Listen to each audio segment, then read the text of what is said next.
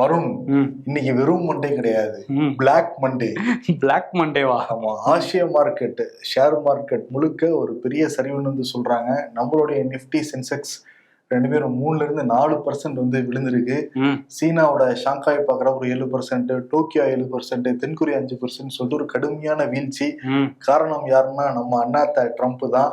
அவர் வந்து அந்த reciprocal tariff போட்டதும் போட்டாப்ல, அமெரிக்காவிலே கடுமையான வீழ்ச்சிக்கிறாங்க, வரலாறு காணாத வீழ்ச்சிக்கிறாங்க. ஆமா, அதோட எஃபெக்ட் இருக்குமா இருக்காதா பல நாடுகள்லயுமே, நமக்கும் அந்த வேவ் வந்து அடிச்சிருக்கு. ஆமா, அவர் என்ன சொன்னார்னா அமெரிக்காவோட பொருளாதாரம் நினைச்சு பார்க்க முடியாத அளவுக்கு வளரப்போகுதுன்னாரு.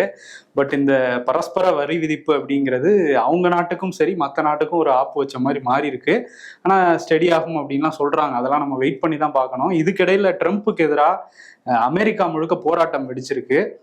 இந்த பொருளாதார பிரச்சனை ஒரு பக்கம், விலைவாசிலாம் அதிகரிக்க போகுதுன்னு ஒரு பிரச்சனை இருக்கு. அது பக்கம் இமிகிரண்ட்ஸ் அந்த பிரச்சனை ஒரு பக்கம் இருக்கு.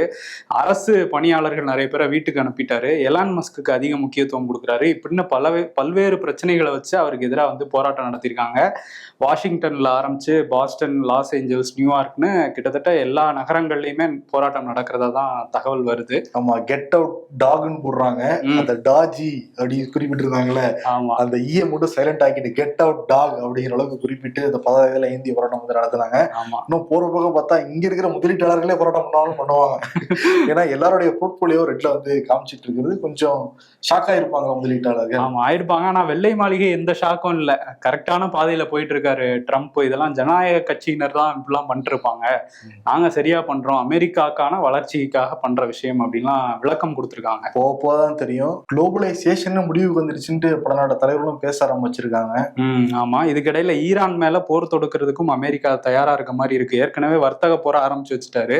இப்ப நேரடி போருக்கு ஒரு மாதிரி நாங்க தயாரா இருக்கோம்னு அமெரிக்கால இருந்து ஒரு சயின்ஸ்லாம் அப்படிதான் தெரியுது. ஈரானுமே மிசைல்ஸ்லாம் ரெடியா வச்சுட்டு நாங்களும் தயாரா இருக்கோங்கிற ரேஞ்சில் இருக்காங்க.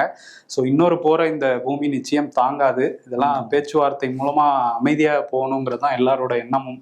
ஏன்னா ஏற்கனவே 2 போர் போய்கிட்டே தான் இருக்கு. இப்ப போன வாரம் கூட வந்து காசால் இருக்கிற ஒரு பள்ளியில் மேல இஸ்ரேலும் தாக்குதல் நடத்தி 21 குழந்தைகள் வந்து இறந்து போயிருக்காங்க. ஏற்கனவே தெரியும் உக்ரைன் ரஷ்யா வாரு. இதுக்கு நடுவில் ரஷ்யா வந்து குண்டுமலை பொழிவுன்னு வேற எச்சரிக்கை பண்ணியிருக்காரு ஈரான் மேல. ஏற்கனவே வந்து வர்த்தக போர் ஸ்டார்ட் ஆகிடுச்சு. எதிர்காலம் சிறப்பா இருக்கும் போலதான் தெரியுது நமக்கு.